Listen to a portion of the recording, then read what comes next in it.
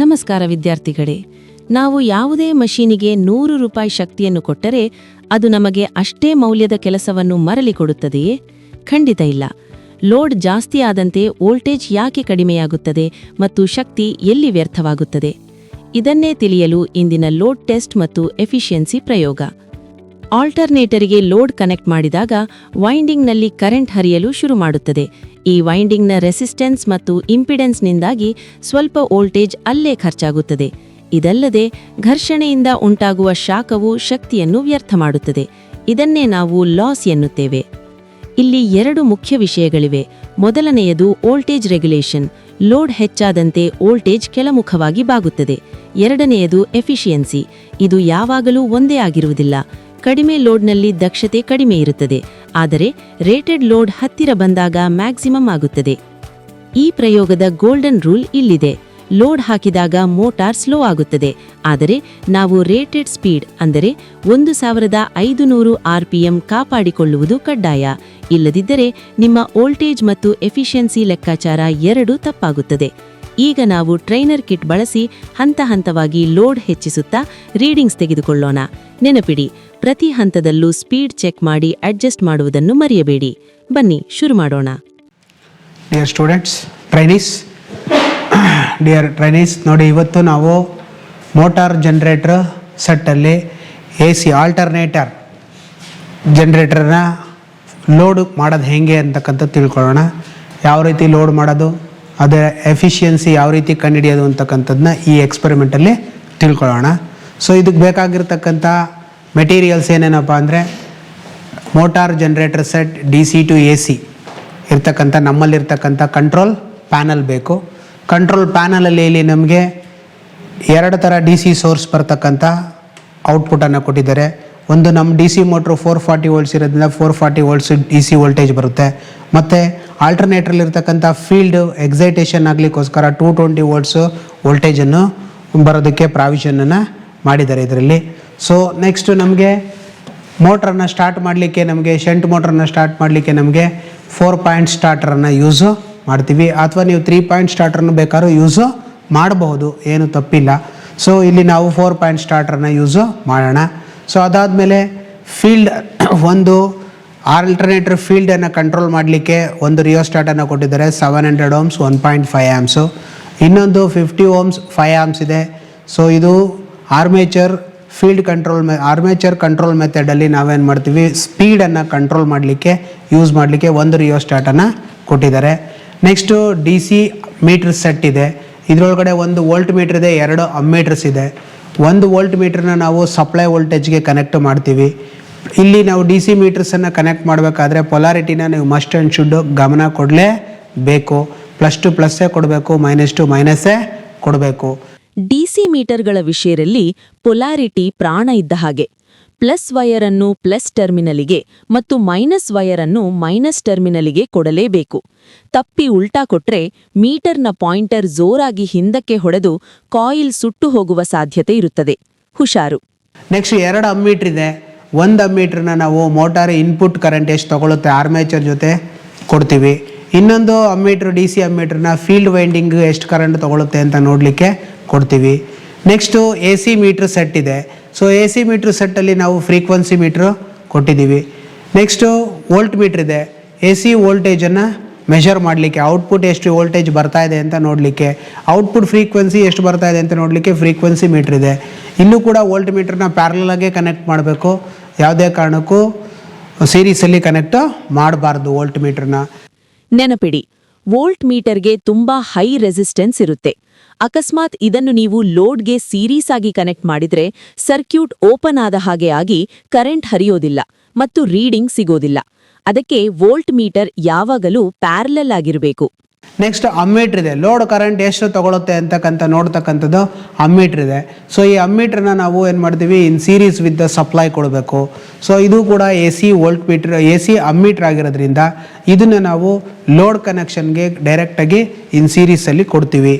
So ಇದಿಷ್ಟು ಕೂಡ ನಮಗೆ, ಮತ್ತು ಆಲ್ಟರ್ನೇಟ್ರಿಂದ ಬಂದಿರತಕ್ಕಂಥದ್ದು ಕನೆಕ್ಷನ್ಸು ಎಲ್ಲ ಇಲ್ಲೇ ಇದೆ ವಿತ್ ಸರ್ಕ್ಯೂಟ್ ಡಯಾಗ್ರಾಮ್. ಮತ್ತು ಸ್ಪೀಡ್ ಎಷ್ಟು ಓಡ್ತಾ ಇದೆ ಅಂತ ನೋಡಲಿಕ್ಕೆ ಇಲ್ಲೊಂದು RPM ಮೀಟ್ರ್ ಇದೆ. ಸೊ ಈ ಮೀಟ್ರ್ ನಾವು ಟ್ಯಾಕೋಮೀಟ್ರ್ ಬರೆದಿದ್ವಿ, ಟ್ಯಾಕೋಮೀಟ್ರ್ ಬದಲಾಗಿ ಇಲ್ಲೇ RPM ಮೀಟ್ರು ಡೈರೆಕ್ಟಾಗಿ ರೀಡಿಂಗನ್ನು ತೊಗೊಬೋದು. ನೆಕ್ಸ್ಟು ಮೋಟ್ರು ಕನೆಕ್ಷನ್ ಡೈರೆಕ್ಟ್ ಕೆಳಗಡೆಯಿಂದ ನಮಗೆ ಮೋಟ್ರ್ ಕನೆಕ್ಷನ್ ಇಲ್ಲಿಗೆ ಬಂದಿದೆ, ನಾವು ಇಲ್ಲೇ ಕನೆಕ್ಟ್ ಮಾಡ್ಬೋದು. ಇದಿಷ್ಟು ಕೂಡ ನಮ್ಮ ಈ ಕಂಟ್ರೋಲ್ ಪ್ಯಾನಲಲ್ಲಿ ಇದೆ. ಇದು ನಿಮ್ಮ ಸರ್ಕ್ಯೂಟ್ ಡಯಾಗ್ರಾಮಲ್ಲೂ ಇದೆ. ಸೊ ಈ ಸರ್ಕ್ಯೂಟ್ ಡಯಾಗ್ರಾಮಲ್ಲಿರೋದನ್ನ ಈ ಕಂಟ್ರೋಲ್ ಪ್ಯಾನಲಲ್ಲಿ ವೈರಿಂಗ್ ಮಾಡೋದು ಹೆಂಗೆ ಅನ್ನೋದನ್ನು ಈಗ ತಿಳ್ಕೊಳ್ಳೋಣ.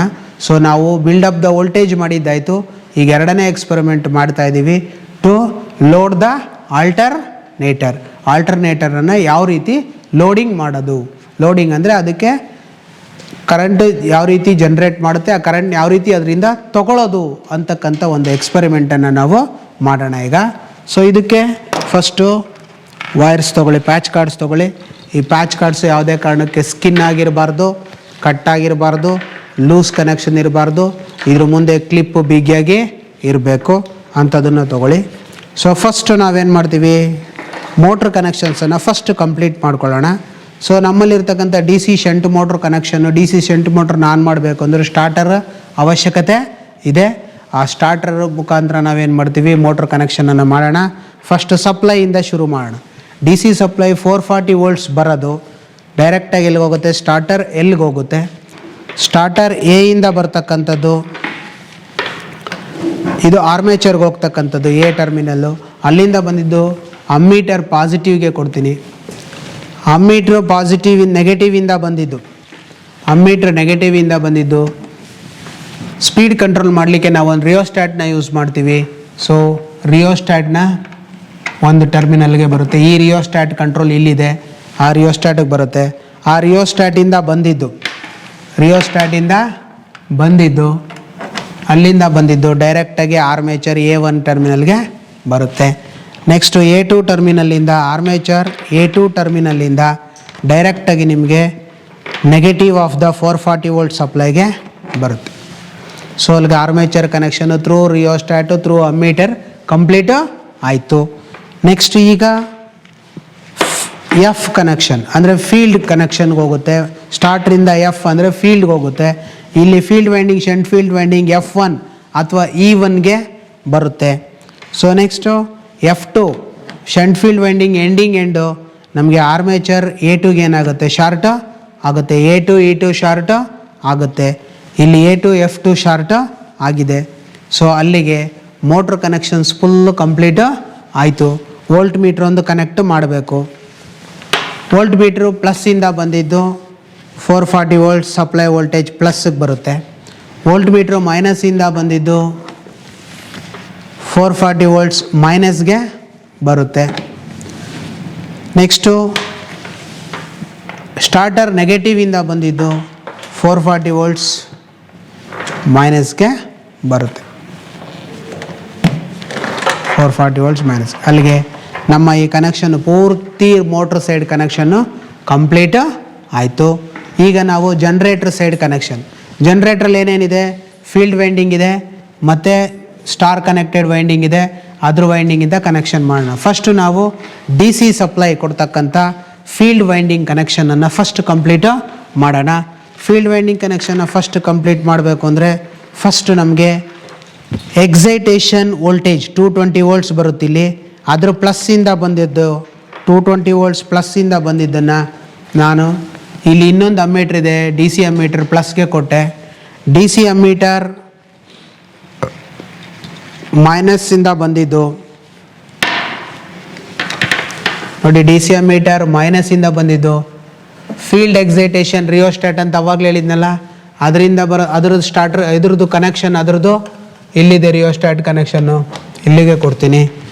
ನೆಕ್ಸ್ಟ್ ಅಲ್ಲಿಂದ ಬಂದಿದ್ದ ವೈರು, ರಿಯೋಸ್ಟ್ಯಾಟಿಂದ ಬಂದಿದ್ದ ವೈರು ನೋಡಿ, ಈ ರಿಯೋಸ್ಟ್ಯಾಟಿಂದ ಬಂದಂಥ ವೈರನ್ನು ನಾನು ಡೈರೆಕ್ಟಾಗಿ ಇಲ್ಲಿ ಕೊಡ್ತೀನಿ. F1 ಆಲ್ಟರ್ನೇಟರ್ ಫೀಲ್ಡ್ ವೈಂಡಿಂಗ್ F1ಗೆ ಕೊಡ್ತೀನಿ. ಕನ್ಫ್ಯೂಸ್ ಆಗಬೇಡಿ, ಈ ಎಕ್ಸ್ಪೆರಿಮೆಂಟ್ನಲ್ಲಿ 2 ರಿಯೋಸ್ಟ್ಯಾಟ್ ಇದೆ. ಮೋಟರ್ ಕಡೆ ಇರೋದು ಸ್ಪೀಡ್ ಮತ್ತು ಫ್ರೀಕ್ವೆನ್ಸಿ ಕಂಟ್ರೋಲ್ ಮಾಡಲು, ಆಲ್ಟರ್ನೇಟರ್ ಕಡೆ ಇರೋದು ಎಕ್ಸೈಟೇಷನ್, ಕೇವಲ ವೋಲ್ಟೇಜ್ ಕಂಟ್ರೋಲ್ ಮಾಡಲು. ಇವೆರಡರ ವ್ಯತ್ಯಾಸ ಗೊತ್ತಿರಲಿ. ನೆಕ್ಸ್ಟ್ F2 ಇಂದ ಬಂದಿದ್ದು, F2 ಫೀಲ್ಡ್ ವೈಂಡಿಂಗ್ ನೆಗೆಟಿವ್ ಇಂದ ಬಂದಿದ್ದು, ಡೈರೆಕ್ಟಾಗಿ ಬಂದಿದ್ದು 220 ವೋಲ್ಟ್ಸ್ DC ಸಪ್ಲೈ ನೆಗೆಟಿವ್ಗೆ ಬರುತ್ತೆ. 220 ವೋಲ್ಟ್ಸ್ DC ಸಪ್ಲೈ ನೆಗೆಟಿವ್ಗೆ ಬರುತ್ತೆ. ಫೀಲ್ಡ್ ವೈಂಡಿಂಗ್ ಕನೆಕ್ಷನ್ನು ಈಗ ಕಂಪ್ಲೀಟು ಆಯಿತು. ನೆಕ್ಸ್ಟ್ ಈಗ ನಾವೇನು ಮಾಡೋಣ, ಸಪ್ಲೈ ಔಟ್ಪುಟ್ಟು ಜನ್ರೇಟ್ರಲ್ಲಿ ಉತ್ಪತ್ತಿ ಆಗೋ ವೋಲ್ಟೇಜ್ ಕನೆಕ್ಷನ್ಸನ್ನು ಮಾಡೋಣ. ಸೊ ಈಗ ಜನ್ರೇಟ್ರಲ್ಲಿ ಉತ್ಪತ್ತಿ ಆಗ್ತಕ್ಕಂಥ ವೋಲ್ಟೇಜ್ ಕನೆಕ್ಷನ್ಸು ಫಸ್ಟು ಒಂದು ಫೇಸ್, 6 ಫೇಸಿಂದ ಬಂದಿದ್ದನ್ನ ನಾನೇನು ಮಾಡ್ತೀನಿ, ವೋಲ್ಟ್ ಮೀಟ್ರಿಗೆ ಕೊಡ್ತೀನಿ. ಓಕೆ, ವೋಲ್ಟ್ ಮೀಟ್ರಿಂದ ಬಂದಿದ್ದು ಇನ್ನೊಂದು ಫೇಸ್ಗೆ ಕೊಡ್ತೀನಿ, ವೈ ಫೇಸ್ಗೆ ಕೊಡ್ತೀನಿ. ಸೊ ನೆಕ್ಸ್ಟು ನಮಗೇನಿದೆ, ಫ್ರೀಕ್ವೆನ್ಸಿ ಮೀಟ್ರ್ ಇದೆ. ಫ್ರೀಕ್ವೆನ್ಸಿ ಮೀಟ್ರು 230 ವೋಲ್ಟ್ಸ್ ಇರೋದ್ರಿಂದ ಸೊ ಒಂದು ವೈರು ಫೇಸಿಂದ ಬಂದಿದ್ದು ಒಂದು ಫೇಸ್ಗೆ ಕೊಡ್ತೀನಿ. ನ್ಯೂಟ್ರಲ್ಲಿಂದ ಬಂದಿದ್ದು ಒಂದು ವೈರನ್ನು ಮೀಟ್ರಿಂದ ಬಂದಿದ್ದ ಒಂದು ನ್ಯೂಟ್ರಲ್ ಕೊಟ್ಟಿದ್ದೀನಿ, ಒಂದು ಫೇಸ್ ಟು ನ್ಯೂಟ್ರಲ್ ಕೊಟ್ಟಿದ್ದೀನಿ. ಔಟ್ಪುಟ್ ವೋಲ್ಟ್ ಮೀಟ್ರನ್ನ ಫೇಸ್ ಟು ಫೇಸ್ ಕೊಟ್ಟಿದ್ದೀನಿ. ಇದಾದಮೇಲೆ ಈಗ ನಾವು ಲೋಡ್ ಕನೆಕ್ಷನ್ ಮಾಡಬೇಕಾಗಿರೋದ್ರಿಂದ ನಮಗೀಗ ಸೊ ನೋಡಿ ಇಲ್ಲಿ ಲೋಡ್ ಸ್ವಿಚ್ ಇದೆ, ಲೋಡ್ ಸ್ವಿಚ್ ಇನ್ಪುಟ್ ಇದೆ, ಲೋಡ್ ಸ್ವಿಚ್ ಔಟ್ಪುಟ್ ಇದೆ. ಲೋಡ್ ಸ್ವಿಚ್ ಇನ್ಪುಟ್ಗೆ ನಾವೀಗ ನೋಡಿ 6ರಿಂದ ಬಂದಿದ್ದು 6 ಫೇಸಿಂದ ಬಂದಿದ್ದನ್ನು ನಾನೇನು ಮಾಡ್ತೀನಿ, ಒಂದು ಅಮ್ಮೀಟ್ರಿಗೆ ಕೊಡ್ತೀನಿ. ಅಮ್ಮೀಟ್ರಿಂದ ಬಂದಿದ್ದನ್ನು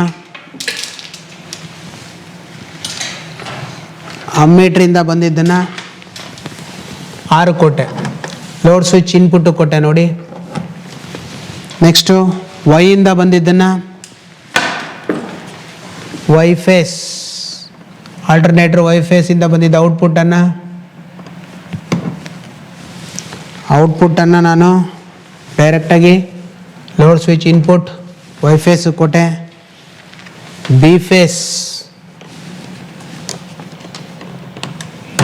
3ನೇ ಫೇಸನ್ನು ಬಿಯಿಂದ ಬಂದಿದ್ದನ್ನು ಇನ್ಪುಟ್ ಬಿಗೆ ಕೊಟ್ಟೆ, ಇಲ್ಲಿ ಲೋಡ್ ಸ್ವಿಚ್. ನೆಕ್ಸ್ಟು ನ್ಯೂಟ್ರಲ್ಲಿಂದ ಬಂದಿದ್ದನ್ನು ನ್ಯೂಟ್ರಲ್ಗೆ, ಆಲ್ಟರ್ನೇಟರ್ ನ್ಯೂಟ್ರಲ್ಗೆ ಕೊಟ್ಟೆ. ಸೊ ನಮಗೆ ಲೋಡ್ ಸ್ವಿಚ್ಗೆ ಫುಲ್ ಎಲ್ಲ ಕನೆಕ್ಷನ್ಸು ಕೊಟ್ಟಿದ್ದು ಆಯಿತು ಥ್ರೂ ಅಮ್ಮೀಟ್ರ್ ಮುಖಾಂತರ. ಈಗ ಲೋಡ್ ಬ್ಯಾಂಕಿಂದ ನೋಡಿ, ಲೋಡ್ ಬ್ಯಾಂಕಿಂದ 4 ವೈರನ್ನು ಹಾಕ್ಕೊಂಡಿದ್ದೀನಿ.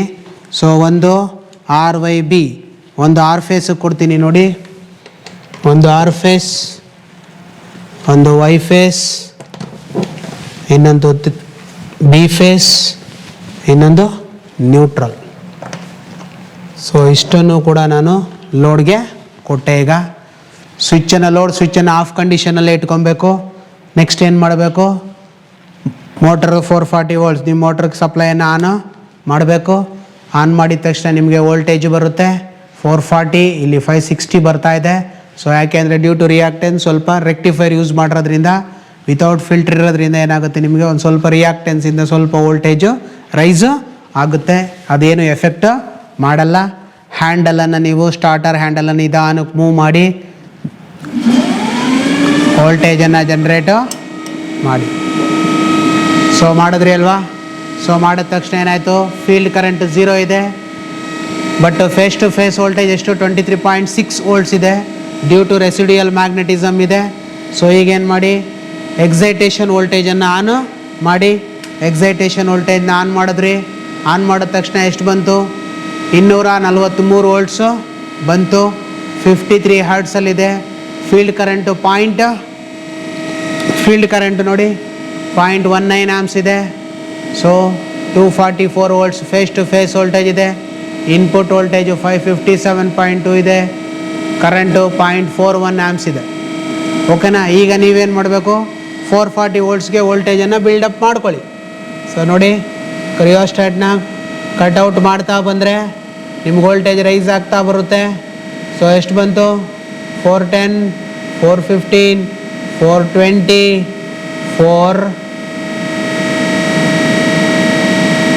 440 ವೋಲ್ಟ್ಸ್ ಬಿಲ್ಡಪ್ ಆಯ್ತಾ? ಈಗ 440 ವೋಲ್ಟ್ಸ್ ಬಿಲ್ಡಪ್ ಆಯ್ತು. ಈಗ ಆಲ್ಟರ್ನೇಟು 440 ವೋಲ್ಟ್ಸನ್ನು ಬಿಲ್ಡಪ್ಪು ಮಾಡಿದೆ. 53 ಫ್ರೀಕ್ವೆನ್ಸಿ ಇದೆ ಈಗ. ಬಟ್ ಅದು 50 ಹರ್ಟ್ಸ್ ಇರಬೇಕು. ಬಟ್ ನಮ್ಗೆ ಇಲ್ಲಿ ಇದಕ್ಕಿಂತ ಕಮ್ಮಿ ಮಾಡಲಿಕ್ಕೆ ಪ್ರಾವಿಷನ್ ಇಲ್ದಲೇ ಇರೋದ್ರಿಂದ ನಾವು ಅಷ್ಟನ್ನೇ ಇಟ್ಕೊಂಡಿದ್ದೀವಿ. ಸೊ ಈಗ ನೆಕ್ಸ್ಟು ನಾನೇನು ಮಾಡ್ತೀನಿ, ಲೋಡ್ ಸ್ವಿಚ್ನ ಆನ್ ಮಾಡ್ತೀನಿ. ಲೋಡ್ ಸ್ವಿಚ್ನ ಆನ್ ಮಾಡಿದ ತಕ್ಷಣ ನಿಮ್ಗೇನಾಗುತ್ತೆ, ಫ್ರೀಕ್ವೆನ್ಸಿ ಡೌನ್ ಆಗುತ್ತೆ. ನೋಡಿ ಫ್ರೀಕ್ವೆನ್ಸಿ 37 ಹರ್ಟ್ಸ್ಗೆ ಬಂತು. ಇದೇ ಈ ಪ್ರಯೋಗದ ಪ್ರಮುಖ ಹಂತ. ಲೋಡ್ ಹಾಕಿದ ತಕ್ಷಣ ಫ್ರೀಕ್ವೆನ್ಸಿ 53ರಿಂದ 37ಕ್ಕೆ ಯಾಕೆ ಬಿತ್ತು? ಕಾರಣ, ನಾವು ಎಲೆಕ್ಟ್ರಿಕಲ್ ಲೋಡ್ ಹಾಕಿದಾಗ ಅದು ಮೋಟರ್ ಮೇಲೆ ಮೆಕ್ಯಾನಿಕಲ್ ಭಾರ ಅಥವಾ ಬ್ರೇಕಿಂಗ್ ಟಾರ್ಕ್ ಹಾಕುತ್ತೆ.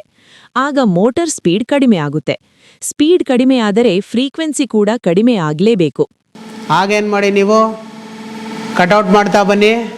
ಸ್ಪೀಡ್ನ ರೈಸ್ ಮಾಡ್ತಾ ಬಂದರೆ ಏನಾಗುತ್ತೆ ನಿಮಗೆ ನೋಡಿ, ಫ್ರೀಕ್ವೆನ್ಸಿನೂ ರೈಸ್ ಆಗ್ತಾ ಬರುತ್ತೆ. ಸೊ ನೀವು 50 ಹರ್ಟ್ಸ್ಗೆ ತೊಗೊಂಬನ್ನಿ. ಆಗ ಎಷ್ಟು ಬಂತು? 50 ಹರ್ಟ್ಸ್ ಬಂತು. ಈಗ ಸಪ್ಲೈ ಫ್ರೀಕ್ವೆನ್ಸಿ 50 ಹರ್ಟ್ಸ್ ಇದೆ. ಟರ್ಮಿನಲ್ ವೋಲ್ಟೇಜು 396 ವೋಲ್ಟ್ಸ್ ಇದೆ. 1.87 ಆಂಪ್ಸ್ ಲೋಡ್ ಕರೆಂಟನ್ನು ಕೊಟ್ಟಿದ್ದೀವಿ. ಇದೇ ಥರ ಲೋಡ್ನ ಇನ್ಕ್ರೀಸ್ ಮಾಡ್ತಾ ಹೋಗಿ ಮತ್ತೆ ಸ್ಪೀಡ್ನ ರೈಸ್ ಮಾಡ್ತಾ ಹೋಗ್ಬೇಕು. ಯಾಕೆ ಅಂದರೆ ಲೋಡ್ ಜಾಸ್ತಿ ಆದಾಗ ಸ್ಪೀಡ್ ಆಟೋಮೆಟಿಕ್ಕಾಗಿ ಕಮ್ಮಿ ಆಗುತ್ತೆ. ಮತ್ತೆ ನೀವು ಪ್ರೈಮ್ ಮೂವರ್ ಸ್ಪೀಡ್ನ ಜಾಸ್ತಿ ಮಾಡಬೇಕು. ಇಲ್ಲಿ ಪ್ರೈಮ್ ಮೂವರ್ ಡಿ ಸಿ ಮೋಟ್ರೇ ಪ್ರೈಮ್ ಮೂವರ್ ಇಲ್ಲಿ, which gives mechanical energy, that is called prime mover. ಅದನ್ನು ಹೇಳ್ಕೊಟ್ಟಿದ್ದೀನಿ. ಸೊ ಈ ಡಿ ಸಿ ಮೋಟ್ರೇ ಪ್ರೈಮ್ ಮೂವರು. ಸೊ ಮತ್ತೆ ಪ್ರೈಮ್ ಮೂವರ್ ಸ್ಪೀಡನ್ನು ಏನು ಮಾಡಬೇಕು, ಇನ್ಕ್ರೀಸು ಮಾಡಬೇಕು. ರಿಯಲ್ ಲೈಫ್ನಲ್ಲಿ ಅಂದರೆ ಹೈಡ್ರೋ ಪವರ್ ಪ್ಲಾಂಟ್ಗಳಲ್ಲಿ ಲೋಡ್ ಜಾಸ್ತಿಯಾದಾಗ ಗವರ್ನರ್ ಆಟೋಮ್ಯಾಟಿಕ್ ಆಗಿ ನೀರಿನ ಫೋರ್ಸ್ ಜಾಸ್ತಿ ಮಾಡುತ್ತೆ. ಇಲ್ಲಿ ಮ್ಯಾನ್ಯುಯಲ್ ಆಗಿ ನಾವೇ ರಿಯೋಸ್ಟಾಟ್ ವೇರಿ ಮಾಡಿ ಮೋಟರ್ ಸ್ಪೀಡ್ ಜಾಸ್ತಿ ಮಾಡಬೇಕು. ಆಗ ಮಾತ್ರ ಫ್ರೀಕ್ವೆನ್ಸಿ 50 ಹರ್ಟ್ಸ್ಗೆ ಬಂದು ನಿಲ್ಲುತ್ತೆ. ಮಾಡೋದ್ರಿಂದ ಏನಾಗುತ್ತೆ, ನಿಮಗೆ ಮತ್ತೆ ಫ್ರೀಕ್ವೆನ್ಸಿ ಮೇಂಟೈನ್ ಆಗುತ್ತೆ, ಟರ್ಮಿನಲ್ ವೋಲ್ಟೇಜು ಮೇಂಟೈನ್ ಆಗುತ್ತೆ. ನೋಡಿ ಈಗ 50 ಹರ್ಟ್ಸ್ ಫ್ರೀಕ್ವೆನ್ಸಿ ಬಂತು. ಈಗ ಟರ್ಮಿನಲ್ ವೋಲ್ಟೇಜು 440 ವೋಲ್ಟ್ಸಿಗೆ ಮೇಂಟೈನ್ ಮಾಡ್ತೀನಿ ನೋಡಿ. ಓಕೆ, 440 ವೋಲ್ಟ್ಸ್ ಮೇಂಟೈನ್, 438 428 ವೋಲ್ಟ್ಸ್ ಬಂತು. ಓಕೆನಾ? ಸೊ ಈಗ ಲೋಡಿಂಗ್ ಮಾಡಿದ್ದಾಯಿತು. ಲೋಡಿಂಗ್ ಮಾಡಿದ್ಮೇಲೆ ಜನರೇಟರ್ ಎಫಿಷಿಯನ್ಸಿನ ನೀವು ಕ್ಯಾಲ್ಕುಲೇಟ್ ಮಾಡ್ಬೋದು. ಎಫಿಷಿಯನ್ಸಿ ಅಂದರೆ ದಕ್ಷತೆ. ನಾವು ಡಿಸಿ ಮೋಟರ್ಗೆ ಕೊಟ್ಟ ಇನ್ಪುಟ್ ಪವರ್ ಎಷ್ಟು ಮತ್ತು ಆಲ್ಟರ್ನೇಟರಿಂದ ನಮಗೆ ಸಿಕ್ಕ ಔಟ್ಪುಟ್ ಪವರ್ ಎಷ್ಟು, ಇವೆರಡರ ಅನುಪಾತವೇ ಎಫಿಷಿಯನ್ಸಿ. ಮೋಟಾರ್ ಮತ್ತು ಜನರೇಟರ್ ಎರಡರಲ್ಲೂ ಲಾಸ್ಗಳು ಇರುವುದರಿಂದ ಎಫಿಷಿಯನ್ಸಿ ಯಾವತ್ತೂ 100% ಇರೋದಿಲ್ಲ.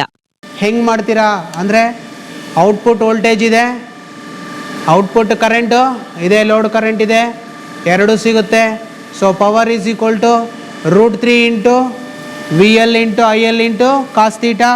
ಕಾಸ್ ತೀಟಾ ಈಗ ನಾವು ರೆಸಿಸ್ಟಿವ್ ಲೋಡ್ ಹಾಕಿರೋದ್ರಿಂದ 1 ಇರುತ್ತೆ, 1 ಅಂತ ಟ್ರೀಟ್ ಮಾಡಿ. ಸೊ ಇವೆರಡನ್ನು √3 into VL into IL into cos theta ಮಾಡಿದ್ರೆ ಔಟ್ಪುಟ್ ಪವರ್ ಸಿಗುತ್ತೆ. ಇನ್ಪುಟ್ ಪವರ್ ಇಲ್ಲಿ ತೊಗೊಳ್ಳಿ, 52.9 ವೋಲ್ಟ್ಸ್ ಇನ್ಪುಟ್ ವೋಲ್ಟೇಜ್ ಇದೆ.